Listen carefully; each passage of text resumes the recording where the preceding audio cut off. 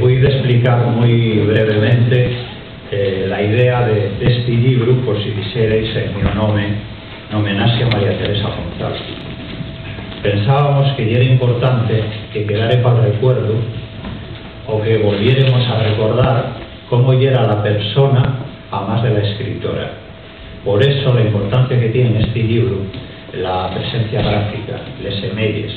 Unos semelles que nos van mostrando pues el devenir del tiempo a través pues eso, de una escritora moza que todavía no era escritora, estaba en ciernes, allá a la persona que conocimos más, la persona adulta. Esos semelles devuélvennos algo fundamental, la personalidad de Tere González, que vamos a ver también que está presente en la escritura. Por eso también diríamos que ella es fundamental, que esa mirada viviega, ese aliento, esas ganas de vivir que tenía, esa comunicabilidad que transmitía todo lo que ella hacía, esa emoción que daba las cosas que estaban al su arroyo.